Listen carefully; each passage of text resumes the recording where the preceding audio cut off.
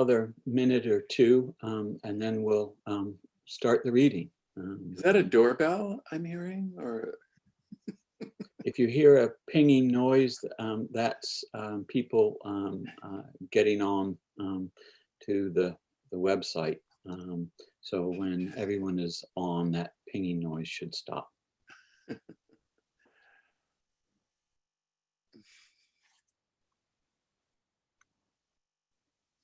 So as soon as we begin, Laura, you'll want all of us to unmute, right?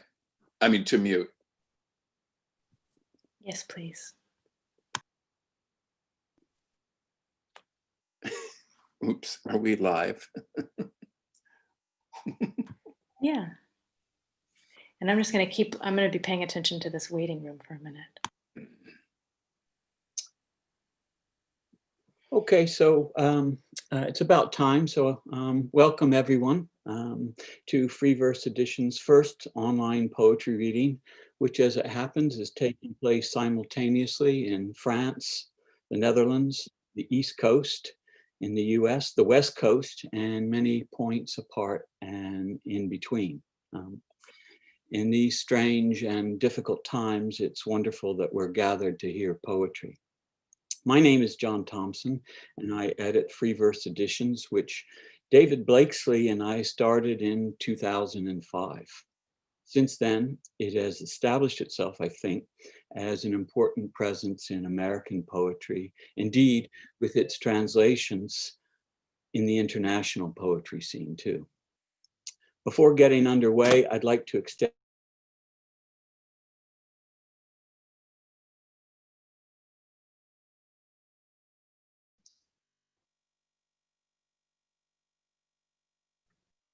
John, I think you've gone mute.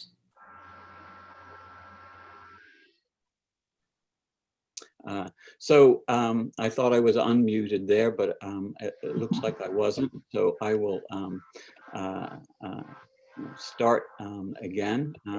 So just welcome to everyone to Free Verse Edition's first online poetry reading, which is taking place simultaneously in France, the Netherlands, the East Coast in the US, the West Coast, and many points apart and in between.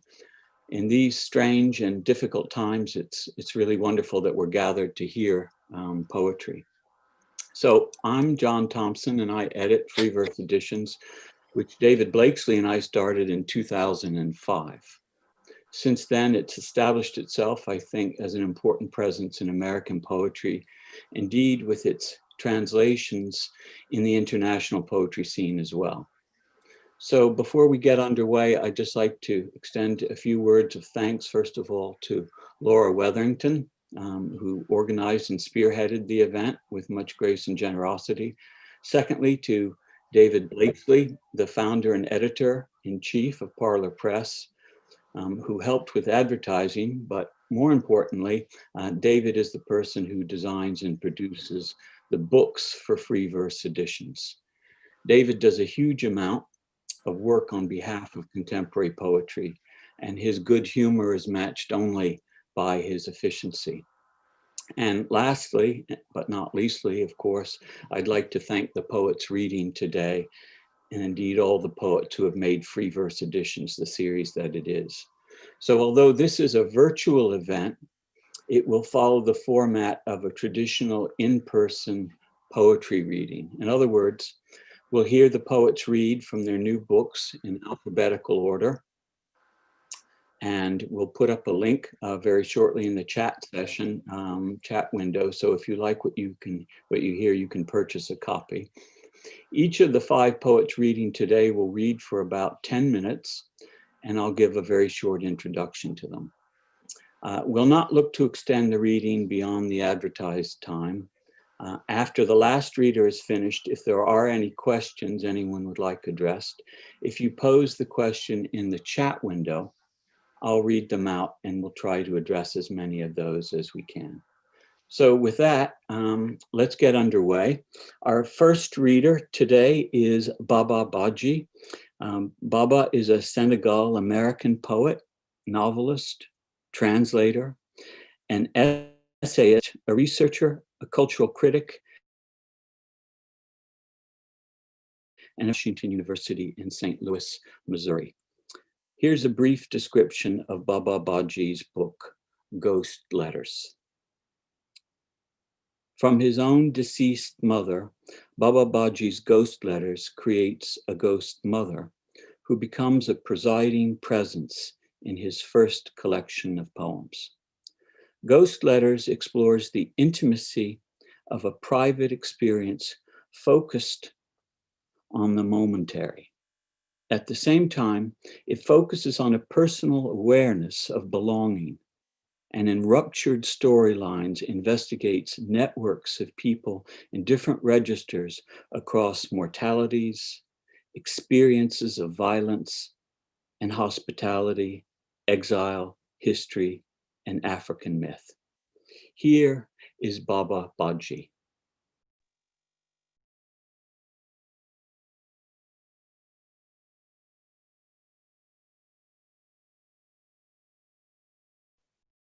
Thank you, God, for that great introductory note.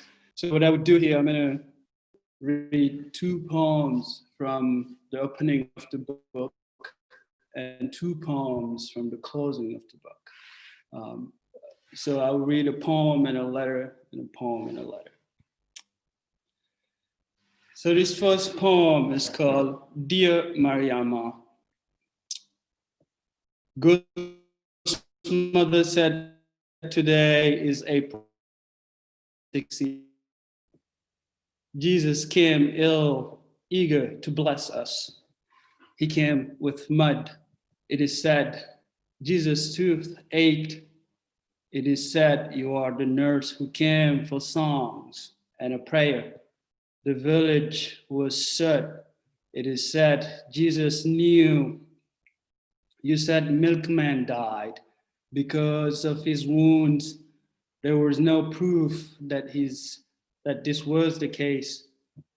My fears are always candid. The strange way I learned it was emancipating. Je ne rêve pas. Je veux traduire mes rêves d'un monde mystique. From the nun, Smutter, Samachel, Jigenbele. His mistress, widow of loneliness, troubles my song. Les lumières veuve, I kneel at her foot, divine as a God son, and speak to her warmly. I feel her solitude. Milkman has no flame. On se gonflait, buté dans les nuits de sermon. He prefers Quranic verses. Al-Jinn, who knew poetry, put him to sleep. Let dusk trap his father at his first move of love. Over there, near the village shrine, is a sacred place where mud becomes dangerously ambiguous. When Jesus preached to the orphans and termites, milkman's son, Yarasane, walked in his dreams. Uncle Omar Muhammad Sheikh has a price on his head. I forget his memories. One of his creatures has died, a churchgoer perhaps. Ô Seigneur a déposé 1000 fleurs, soutenir une prière. Pastors rinse their feet before entering milkman's chamber. In his veranda, images in mud and on walls offend evening visitors. Encore la virginité d'un parfum. I don't remember why they came to dance for love. I think they came for tolerance and warmth. But how I admire mothers humming as they pass borders in fine virtue, leaving neither passports nor shadows for the racists to track them. Elders restore names of the dead. The deported have died a black death.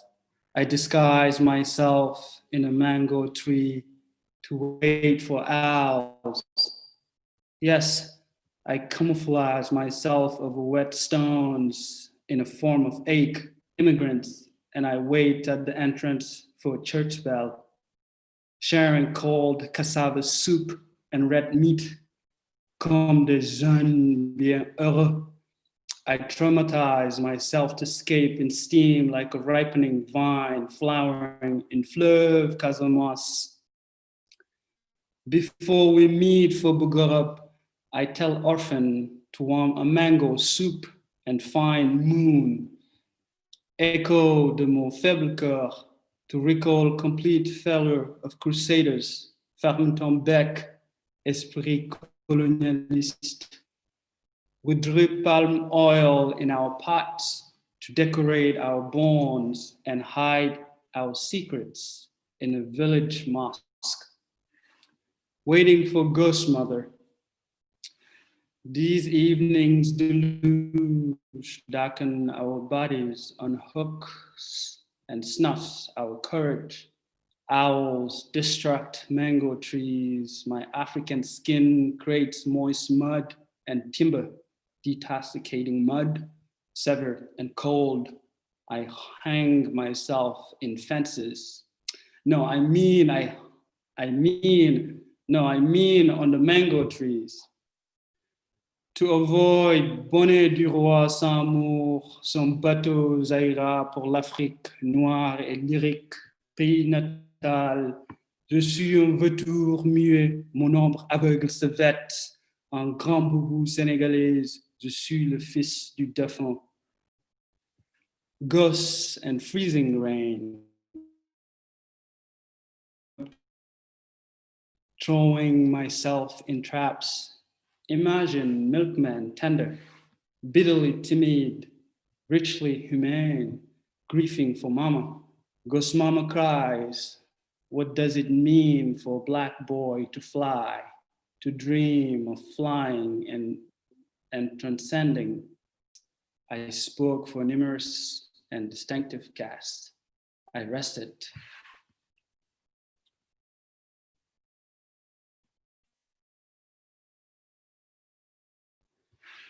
So this is a poem, it's just not a letter. It's called Bush Boys Correspondence. Dear Father, my accent is different, they say. It must be time to search for my absent childhood, but for the quiver of this poem, let me be silent. Le Christ avec mon sang précieux sur la croix. My bruises are almost healed. A tooth is not missing. The dream comes out again and again and again and again. It butts in my crushed soul. But I have Jesus' tooth and tongue. I agree with Uncle Omar Mohammed Sheikh. Let you and me grow separate. Let us keep peace. I look around me and see a mother. She tenders carefully and I feel safe. The way I carry this new land, I want a life of plants. Inside me harvest flowers of evil. I would grow in a westernized cassava garden, mango trees, a spirit that bleeds blue blood, owls, watch yards free of weeds. I wonder. Dear Father, Mother knows why owls beat ghostly wings. Mother knows what cage owls needs, feels, wants. Racine, les dieux, fardeau, enfer, la neige, la boue, masque, miroir, muse. What does a safe blanket do? I want to answer to our lone companion. My lips crack and dry from the whippings. I am frightened. I feel so poor. I'm so Senegalese. The pride I lost and never got back, a Senegalese black and dense pride ripens.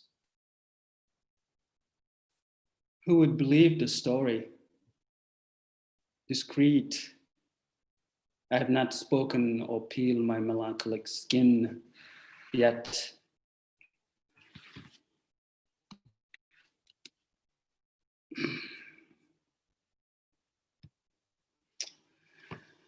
This poem is called Shrine, or Enshrine.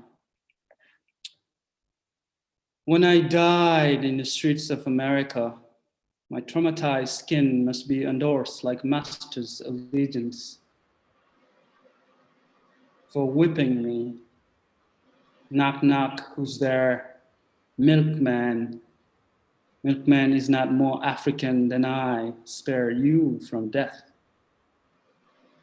Of the Senegalese slave owling, a haunting sob is better than bamboo's flute crying to ghosts from the Nile.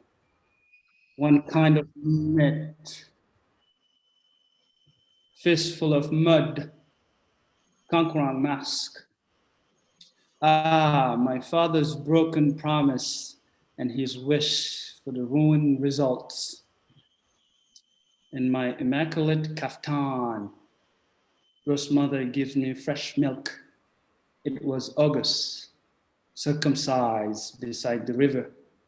Burning heat, I treasure. Oh, I declare, possibly being the outsider is safer. J'ai l'impression d'être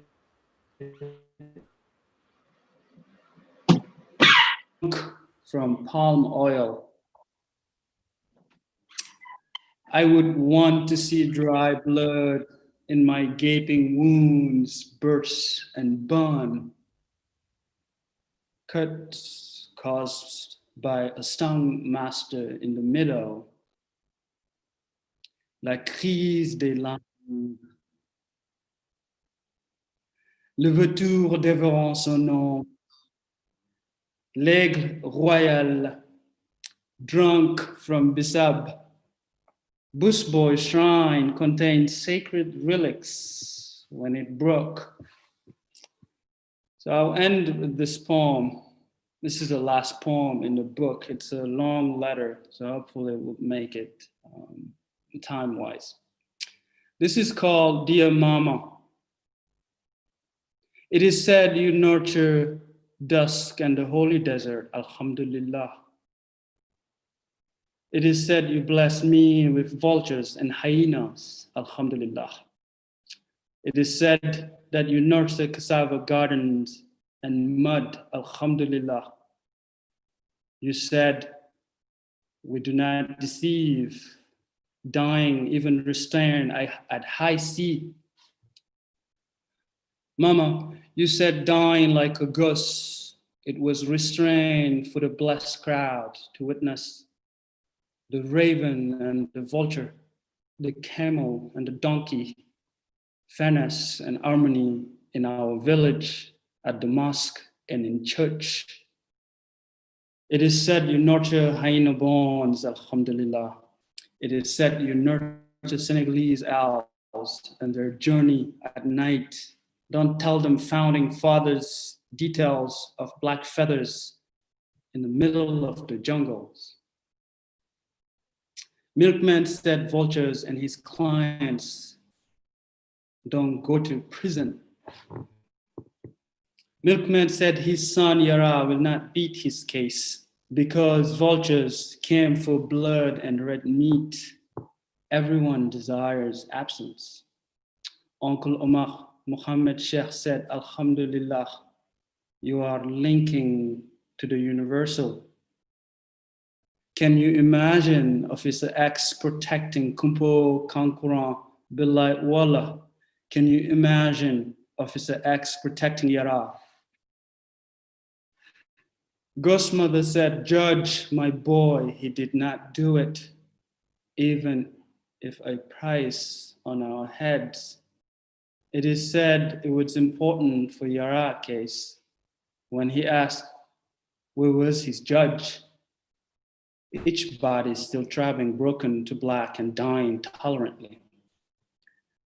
Coffin makers said, Inshallah, Hyenas, vultures, owls, and his clients will never do a double homicide.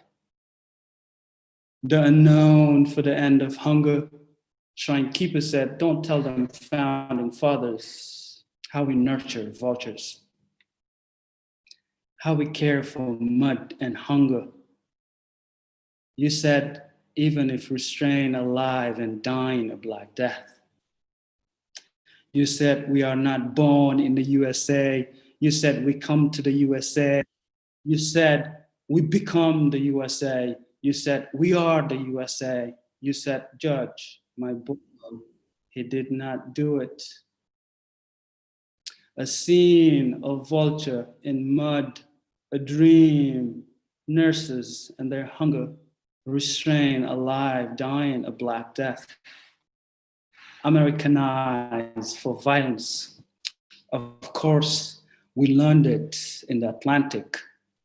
Vultures in the abattoir, decomposing our dreams, history and milk about a woman, a black woman, former lover, dust in the holy desert, blood hung in flowers, only in destroyed cities.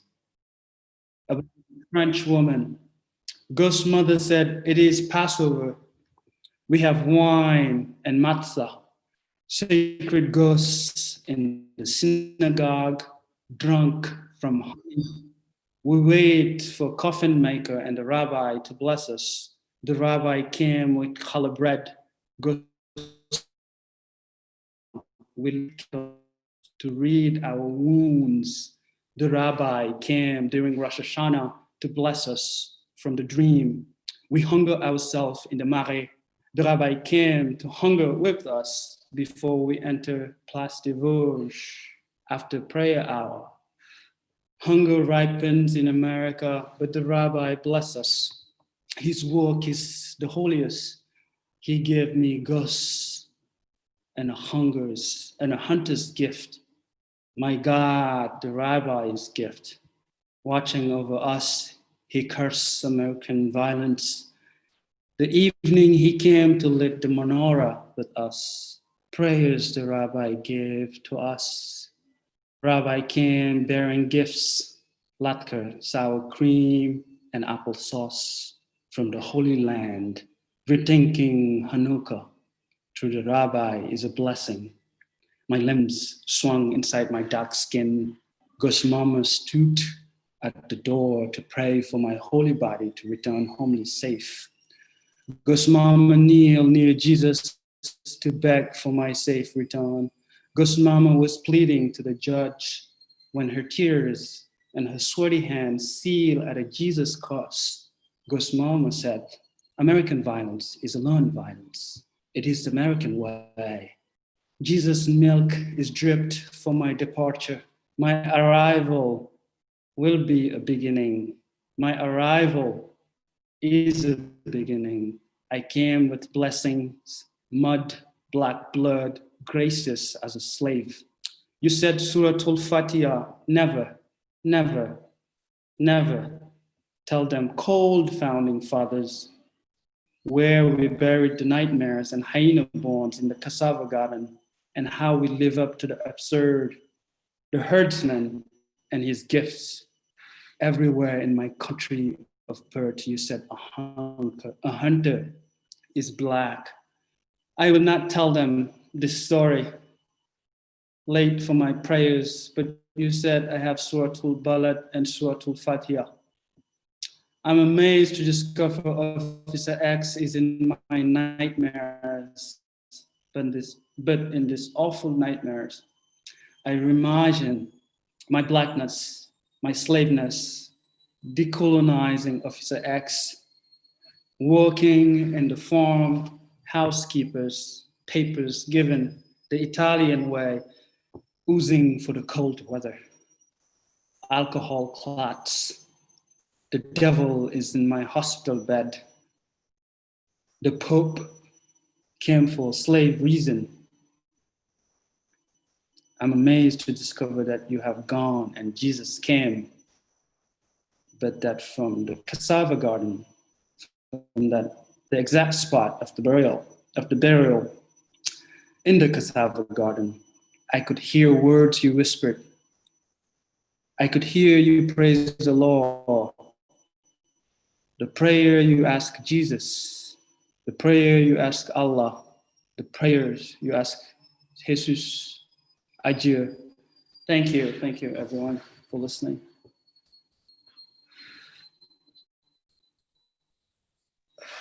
Thank you so much for that, Baba. Thank you.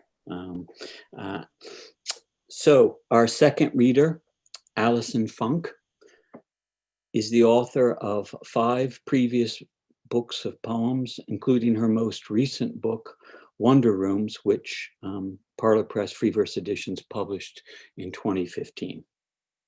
Here's a short description of Alison Funk's new book, The Visible Woman. In The Visible Woman, Alison Funk tells a story of how we disappear. She also comes to believe she can create a likeness.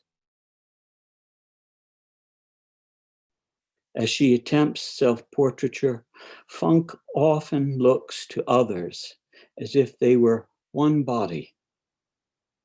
Women who have lost or, like her, nearly lost their children, as well as those who have endured horrors she has been spared. Anyone, she writes, may seem light years away until we look inside. Here is Alison Funk.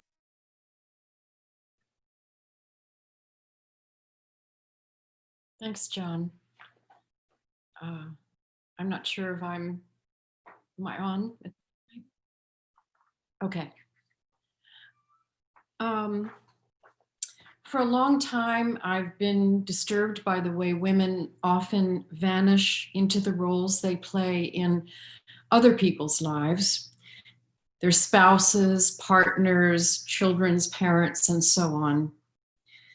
At least I often do, and I think this is a common experience among women. Many of us have the sense of being invisible, unappreciated or underappreciated by others, and worse still, by ourselves. The great French-born visual artist Louise Bourgeois was convinced that by making art, we can recognize ourselves. And my hope that this is true informed the writing of my poems in this book. And the first poem that I'm going to read is called Against Vanishing.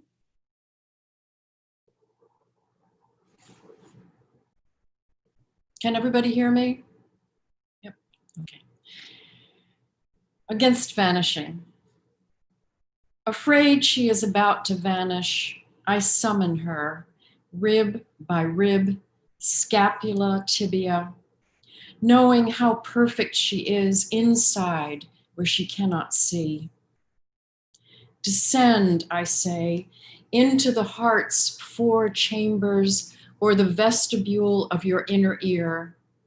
Through its intricate labyrinth, hear how you hear so clearly, word for word, pizzicato and bow.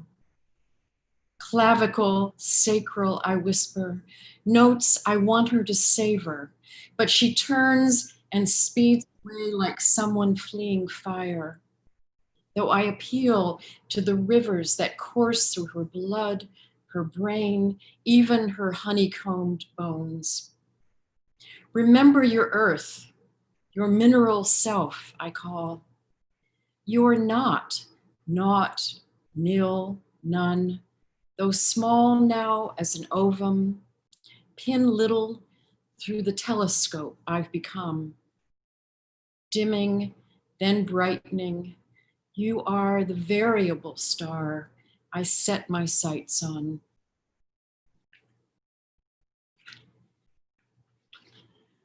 When I was 10, my parents gave me an educational toy to teach me, I assume, about the body of a woman that I would be growing into soon. The kit included plastic bones and organs that I was supposed to paint and glue together. I never finished doing that. but strangely, I never forgot my visible woman. She's central to the book and to my title poem. And I want to add that in this poem, I not only refer to this sort of 60s era educational model, but also to a more contemporary visible woman, also called The Visible Woman, by the National Library of Medicine, that created anatomically detailed 3D images of a female body from a anonymous donor's body that are now accessed by medical students and can be seen by any of us who want to study the female form. There's also the visible man as well.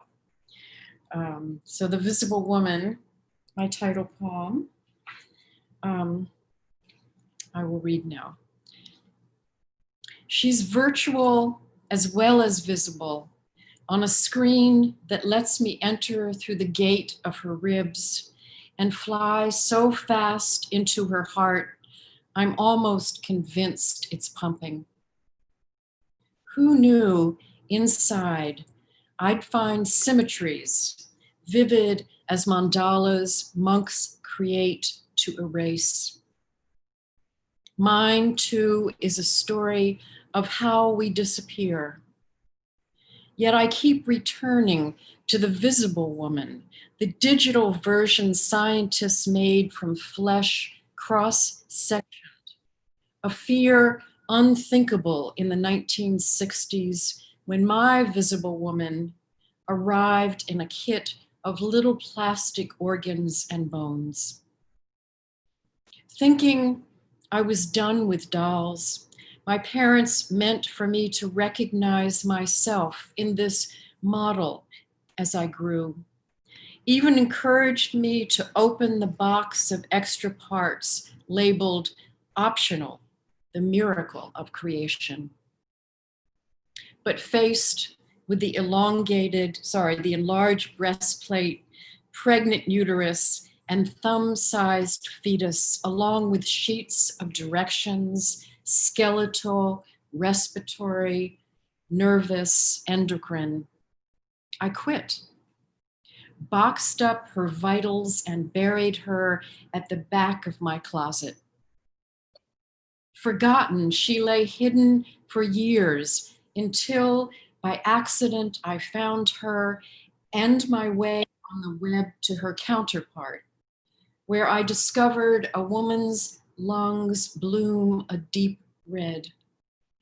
The heart is stained a shade lighter, close to the blush of Mary's gown in a Fra Angelico painting of the Annunciation, the one the girl forsakes to become a woman clothed with the sun, queen of heaven and earth, lady of sorrows, mother most pure, mother of perpetual help, the mystical body. Icon, simulacrum, or the anonymous phantom who was once a real woman from Maryland. I'm thinking again of how we're swept away, and I want to go back to when I was 10, to start over with the bones, the brain, the heart in 2 parts I'm trying to glue together.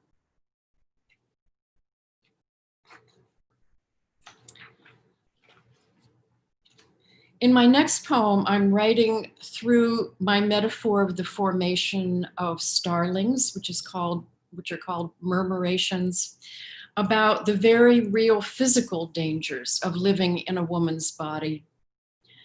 And I want to add that although I don't have time to read them, there are poems in my book about women whose lives are infinitely harder than mine, including those who have literally been disappeared. I was thinking in my writing of these poems of the innumerable women and girls who have been raped, assaulted, or daily subjected to domestic violence.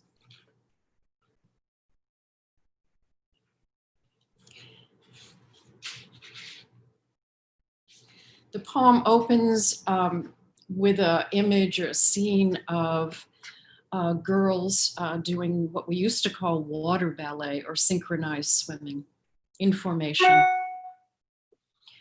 Murmurations. Moving as one body, the way girls in matching suits and caps practice figures in a pool, holding hands, kicking in unison to create a flower or 8-pointed star. Flocks of starlings synchronize in the air, clouds of them morphing as they veer and dip and weave, wing swimming, though not for sport. Rather to escape a threatening falcon or hawk. Don't underestimate them as some do beautiful women. In seconds, they can change direction, swarm, become a mass that renders a predator helpless.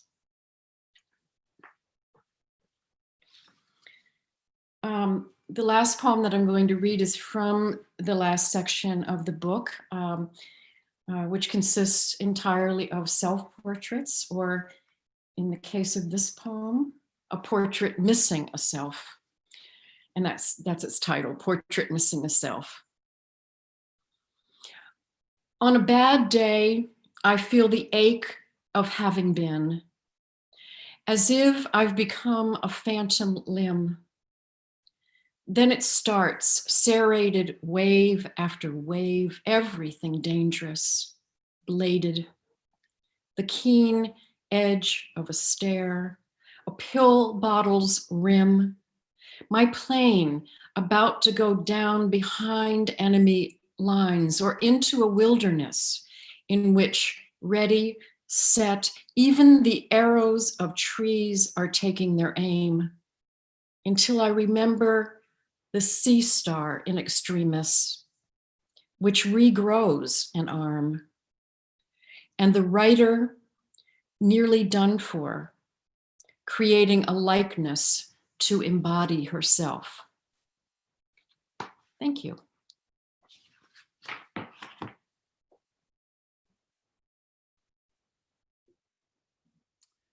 Thank you so much, Allison. Our third reader, Rick Snyder, is the author of Escape from Combray, which was put out in 2009 by Ugly Duckling Press. Here's a short description of Rick Snyder's new book, Here City. Rick Snyder's new book provocatively asks what it means to write lyric poetry after America, steeped in the atmospherics of catastrophic climate change and the slow unraveling of the neoliberal Pax Americana. Here City charts the psychic harmonies and dislocations of real and virtual urban landscapes. Angular yet expressive, these poems respond to an era in which endless amounts of data are soaked up by objects as small and dark as the eyes of a starling. And the Windows flag waves bravely until the story disappears. I give you Rick Snyder.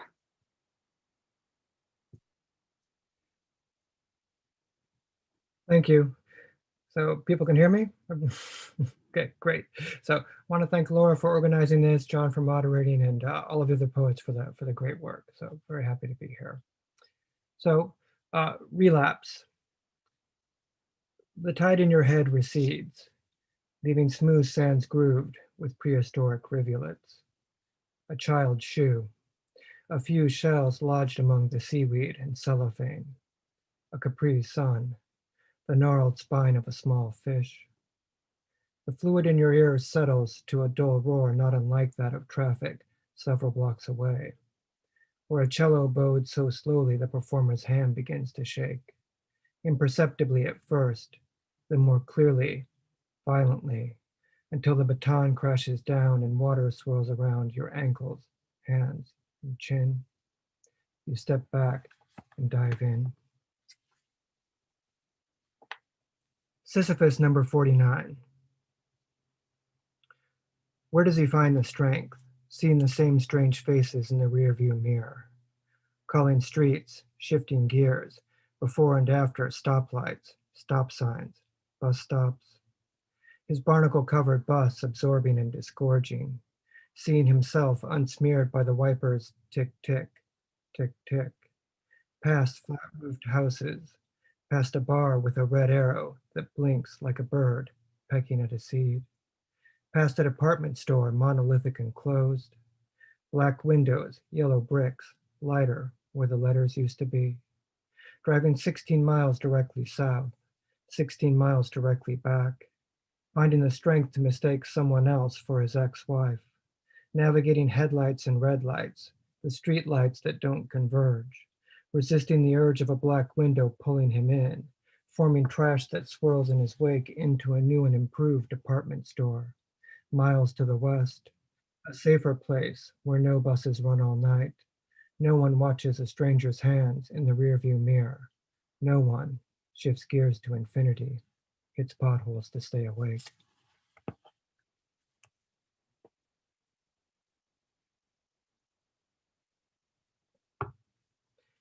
Poem for Isabel. Early morning migraine. The birds squonk among themselves. I know their names as well as they know mine, though they, at least, seem to sing songs that are not wholly agonistic.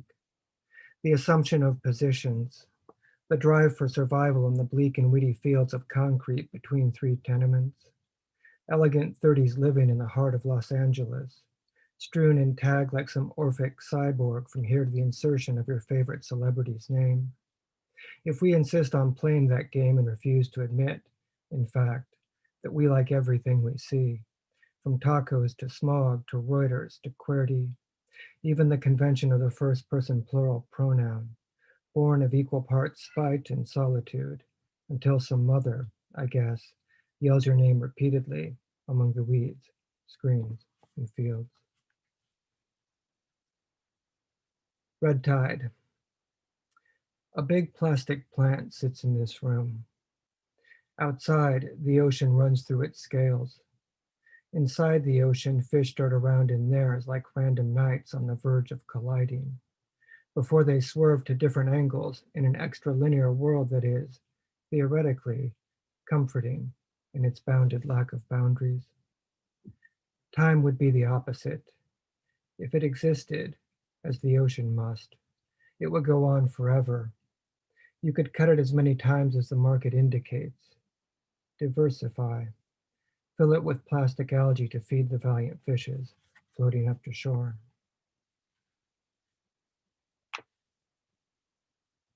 Le Sabre. Marbled, striated, wet. Your meal cools against a metal plate scratched by patrons sawing and stabbing, drinking and talking in a cold beige room. Some weekend night I'm going to remember why I followed you onto the AstroTurf, why the bike skips a gear when you push down hard. See, I'm not so different from them, but not so similar you can't tell us apart. On the way home you open up a little, like a hood ornament I ride in the wind.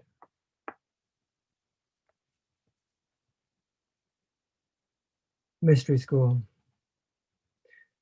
Modern mysteries abound.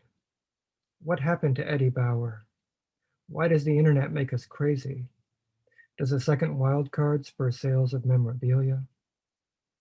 Then it turned out the sunscreen was the poison, not the sun and sky. Because people like to read poems as the world ends over and over, like a Whitesnake CD on autoplay in the cell of someone suspected.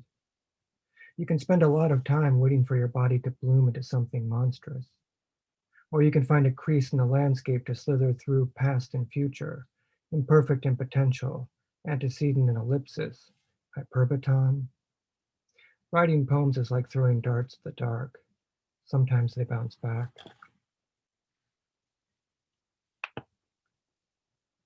Poem beginning with my beard. It hurts me more than it hurts you. I feel it grow as the face shrinks. I'm sorry, Mikhail Bakhtin. This is not a novel way to apologize for naming the cat after you. She's sick too. Our funks mix like some industrial warning for housewives everywhere. How bad is it to think about Bhopal while writing a poem? What about Medvedev, Hermes, and militant Jews? Logic stalks. The falcon can hear the falconer and never fails to lock on. How long do I have to wait for the world to contaminate its selfish thoughts with my own? I want to be relational so badly it can't happen. I know that. No more analysis needed to loosen up the words that never really. Here, city, city, city. Come on, boy. Don't be afraid to coalesce into an ethereal smear pocked with monuments that burn all night, crazier than thou. Both of us just sit there, waiting for the catastrophe that matches our mise-en-scène. Dirty sun to smoky screen filters a false logic caught again, obsessively stable.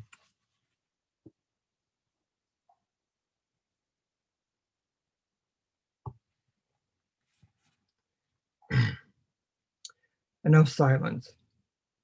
Enough silence. The bottom of the face gets all moist and dowdy. The top rains cold and stainless. How could you possibly seize a day? Pack it up and send it back. Follow each line to a joint and snap. For a Mountain Dew and a dip of Skol, I would set fire to all of Tennessee. For a cigar and a glass of eau de vie, sung in 3-part harmony. The city exists, a hologram of heels and collars, bone structures and safety glass, dirty orange cones and bright pink sirens swirled past the knee, rusty public sculpture and clean swept caves, smiles as coy as a fish on a bed of ice, floating by like a kite made of particles too small to see, stopping at the foot of the bed, the edge of the feet, the breaks off key, nodding hello but not saying your name, stumbling down the stairs and into your seat, standing till the end of the line, holding tight, too tired to read. Douglas writes about plaques commemorating parks and buildings, but I've never seen any. This city is plaque-free, a soft and toothless O outside of history, where the muses delight some absent father with harmonic voices and rhythmic feet. This is what they said to me. Shepherds of smog, disgraceful bellies.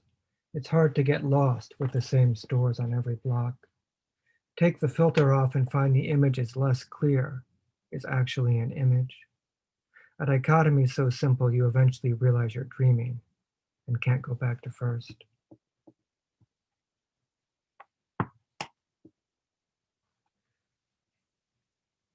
This is the last one, Here City. The sounds of the train piped in through the PA system. The whole city slightly askew, but familiar in its shadows, its symmetrical brick, its dry, hot breeze, and its lack of pedestrians, save you. The blinking message said, more alcohol is needed to achieve escape velocity. The salutations and styles erupting on the top few stairs, where service is mercifully restored and the world resumes its tangents and vectors. Terrific possibilities processed by objects as small and dark as the eyes of a starling, constantly soaking up data and sending it back to Seattle, which sells it to Tokyo, which sells it to someplace else. Thank you.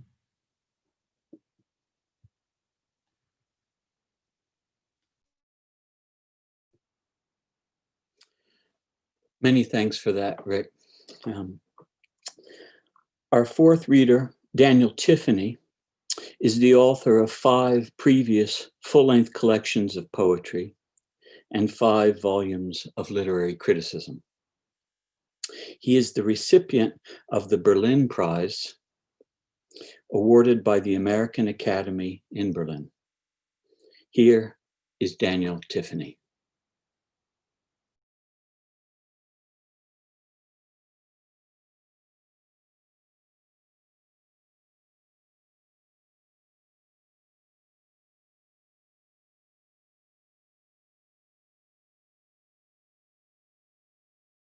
Oops, I have to unmute, sorry.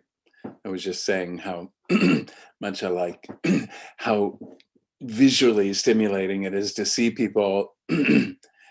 So I kind of like this Zoom thing, but the fog is rolling in where I am, wind's picking up a little. But because this is a Parlor Press event, I wanted to thank Dave Blakesley, the founder of Parlor Press, a publisher any poet would dream of working with, if any of you are thinking about your next book. And then thanks, of course, to John Thompson, who I've known for many years, the founder of the always blooming Free Verse Editions, and to Laura Wetherington, who will be reading in a moment, without whose efforts we wouldn't be gathered today. She organized this and arranged it, and I'm really grateful for her, to her for doing that. And I also just want a shout out to Stephen Scheffler, who designed the covers of my book, which I'm still just wild about. I'll just hold this up here. So I wanted to say a few quick things about what I'll be reading today, segments from a book length, what I consider to be a book length lyric poem written in five line syllabic stanzas that are called senkens, that were that were invented by Adelaide Cropsey around the turn of the 19th century. But the poem hovers around the historical figure of Margery Kempe, an illiterate 14th century mystic who dictated, with the help of several ghostwriters, the first autobiography written in English. Margery Kempe's mystical practice became synonymous with her bouts of endless weeping, which provides this poem with its basic orientation, a focus not so much on mystical transport and cognition as on the emotional turmoil, voices within voices, of someone enduring a chaotic chain of predicaments, an endless ordeal.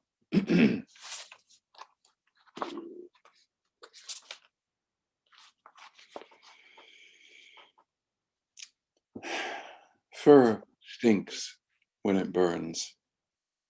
Go ahead, build the fire. Absence from the nest neglect, dopes the preen gland of the clerk. On that day in the chapter house, there were many people waiting to see what would be said and done to break said creature. You, wolf, what is that cloth you have on? Here she excerpts the wonder book of the spoilt earth. Sir, it is wool. A low sound went up from the crowd. Today, it was a ship on the high seas, or, if not the corn growing, a trinket playing the flute. The creature stood still and would not answer. Who cannot recall what a peach looks like? Not even homesickness could track down her scent. And now, to find the flowered suit does not tarnish. We all once looked roughly alike, yellow gold with delicate fuzz, and a little red silk around the pit. But I won't tell you what I am. Step by step, I follow my feet, unsure whose tracks these are. Why art thou so far from helping me and from these whispered words? Friends, take me away from here. I'm no heretic. The stain rinsed out crops up again, like old rags smoldering without flame, for who knows how long an afternoon, even until the stars come out, if they still do. I wouldn't know. I'm not sure what she is supposed to do with me. For one beer and one scotch, I might, and for the surfeit of her lonesome task, burn right through what's left of me. She got that sweater off a dead person and put said creature to the test, sometimes lasting 30 hours, sometimes 20, sometimes 10. It depends. Sometimes more if she tries, sometimes 2, so hard and so sharp. She makes me fight for it. No surprise there. A cufflink can't walk. I can't just call out, "Hey, guard!" My leg must be broken. We seem to be riding a train through some endless storm. When she smiles, it's a trap. There's nowhere to turn, and none here by that name. But she knows mine. And I must get away before she speaks it aloud. She spins to reach past the bare thread wings of the dragonfly, to grasp its body firmly and to keep its wings once it tears off its own barbed eye, free from the bird's face as it smacks its prey against a perch. And yes, I enjoy these horrible sights. The smell of invaded countryside. We're the only ones left around here. We obey ourselves. Melodramatic junk. And there's always the chance she'll get something wrong. Maybe everything. By taking things last night to make her sick, if nothing else would do. They make her sit at one end of the table, below all others, so she dares not speak. And before long, said creature, placed at the end of said table, speaking not a word, lifts her spoon. Looking out the window towards the gas fields, I see a burning well. Cuckoo clock, she calls him, my slumlord, and hands me a list. I pass it to her keeper. That's impossible, he says. Balling her hand into a fist, she extends her finger over the edge, staring at me for like 3 whole minutes before declaring, "Cats are not dogs." And I believe her. You could hear her name boycotting every thistle leaf, like a plate falling off a table. But she has something else in mind. Already? I ask of someone who likes to twist you know what. Halting bird calls shoot from the trees. Her eyes fill entire worlds. The world is in itself. As if things had gone back to the way they were before the wool got burnt by the frost. What does it smell like? It smells like secret police. A stitch comes loose. A piece of the bird necklace breaks away. Could corn growing in a field be her most secluded thought? Someone runs off into the dark after being asked for help. Who knows how long she's been gone? A false mouth opens on the arm. She, too, looks not to be hurt. Her ersatz brother, moaning proof she would not be saved from what she hears. Thank you.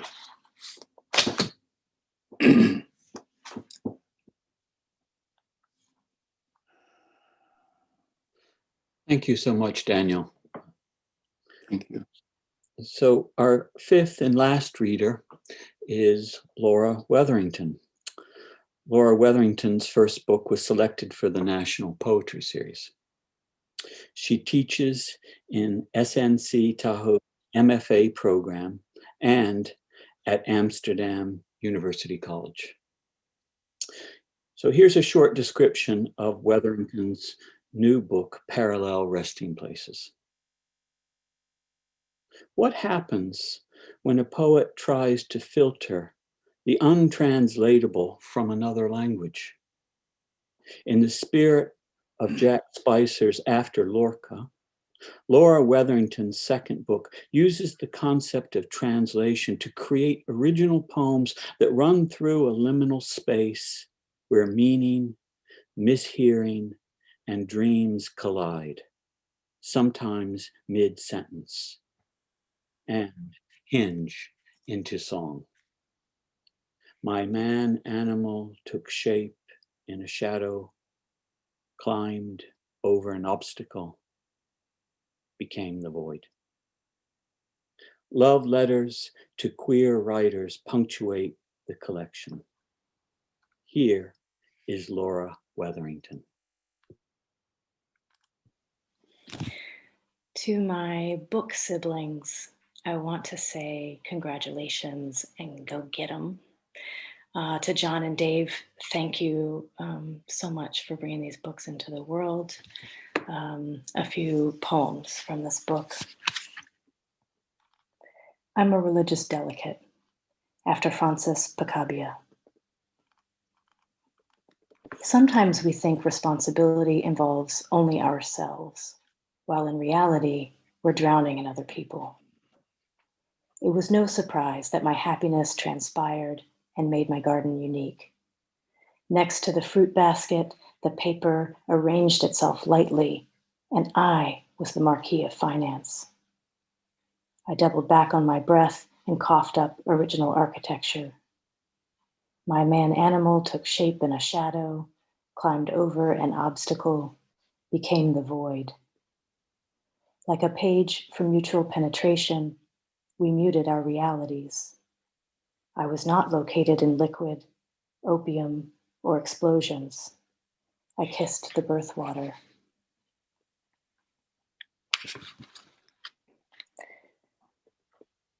There must be some other way. After Lydiane Giraudon. Some stories tend to blot out the sun. We buckle underneath their chronology, modulated by parentheses. So I must have been a painter. I began by sketching Jeffrey Pines to mimic the internal scarring behind the floating rib. No one could make sense of the trees I had drawn.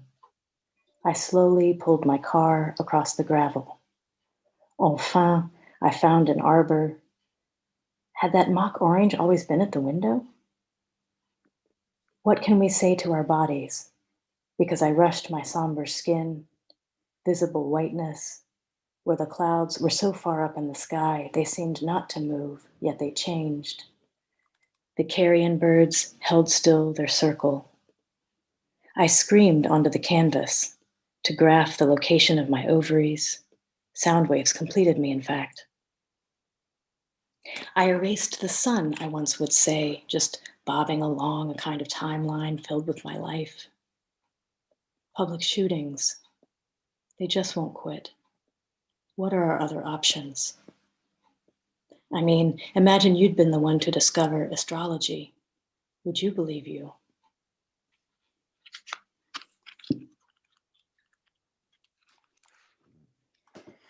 Dear Sarah Jane, what do writers mean when in the context of writing, they talk about permission? In her interview with Alison Cobb, Kaya Sand talks about working in other materials as a kind of permission. This I understand. Studying form and technique opens a door. But bound up in the concept of permission is the implication that we're unconsciously waiting for authorization, which feels gendered and problematic. And yet, I've felt that thing. I've said it. So-and-so's poetry feels like a permission. I'm going to start saying something else, though, because it tends toward hyperbole. And when I say someone's work gave me permission, that's often not what I mean at all. What I'm really talking about, I think, is something like the feeling I had sitting in your living room on Liberty Street and listening to you read that story about the tenured professor who reluctantly went to the doctor about the pain in her anus, only to find out she'd been clawing herself and eating her shit in her sleep.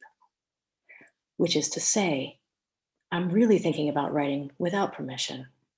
Permission is something inside we claw our way to. May no one go before us and hold open the door. What we should never wait for, permission to talk about our bodies. One day, I'll write a poem about that weekend at my best friend's house. This must have been in the 8th grade when my best friend had become an old friend because I'd already moved away, but I was there for a few days and started my period and hadn't had many periods yet and had never used a tampon, but that was all her mom had. And I didn't know tampons had a wicking agent, but I found out because hours later I was becoming beef jerky inside and getting queasy. So I went to pull it out, but it wouldn't move. We had fused, that tampon and I was pulling as hard as I could and probably squeezing too, because who understands their pelvic floor in 8th grade? I was real scared, getting sicker. By this time, I had a sword-like pain searing into my left temple, and without warning, I passed out, face planted in front of the bowl with my backside high in the air, the end of that tampon, a little surrender flag. This couldn't have been seemly. And my best friend opened the door, probably because I made a thud, and I came to with her shape in the doorway, which brought a new level of grief, because by this time she had a boyfriend, and I'd been trying to pretend I didn't care about making out anymore either, and didn't have feelings. Of course, what are feelings? But still, 8th grade and ass up. The future clicked shut. When you come to visit Nevada, Sarah Jane, I want to take you to the Crystal Bay Club. I've heard there's a crystal geode so big you can almost sit inside it. We can amplify the anxiety of our times and channel one iromancy. I'd like to build a bed that's as wide as you want it to be. Friends welcome. But which is at least 11 feet long so we can sleep head to head. Poems carry so much dream strategy. I believe if our brains are close, our dreams might mingle. And then I would know what Fred Moten and Stefano Harney mean when they say governance is a form of prospecting for immaterial labor. Our dreams could touch and build irresponsibly. Non-sexual touch is one of the highest forms of communication. Love, Laura. I will cut my rich cousin. Cousin is a 4-legged word, after Christoph Tarkos. I used to talk high on the phone, the sensations produced an extremity in my extremities, miming something like telepathy. I played the listener a motif or undressed his syllabics while decorum waited for me to catch up. It waited for us to move anywhere. A moment never sits still. It preys on the mucous membrane of the succeeding moment like a disgusting uncle. What does it mean to witness in language? I walk wild in my fontanelle. My tongue mimics movement. We all make friends, or we score. Our way of speaking is a way of counting, while not speaking is not counting. People are problems in prose. We're all naked in fragments that augment our parts. We follow someone else's lies, your man boobs, my man thighs. What is hidden must be shown, but not through language. The middle of a moment impairs. The ending is its pair. It ends in a blood clot. This old bird's got a lotto ticket, after Hannah Wiener. Some whippoorwill burns its own unknowable name. The clouds are cracked mad in the sky. Wait, what am I saying? Goodfellas is on. This is why I'm crying. Of course I will die. In the movie's background, the music is loud, Joe Pesci subsumed by its current, while the warm wet of one man's highway escapes. And that life, no real one at all. The birds outside the window are laughing, clacking their bone-white fire song. Even the willows throw shade. If the whippoorwill sings, blows her luck. And this is the last one. The horizontal plane of unused song after Paul Verlaine. The sky all around her kisser has sisters who quit. All splendor left in irony. Her pollen made poison, or every girl descending the stamen while the air becomes acrid. 1 minute, she's pushing a basket, one hand in her coat. In that minute, her chest becomes music. The horizontal plane of unused song becomes the drowned out gardens don't listen. She's singing still, but the wind dignifies her eternal results by denuding the birds of their feathers, and oh, it delivers. The sunless arbor makes clear how dense the balance is for the wind inclined to cadence. Thank you.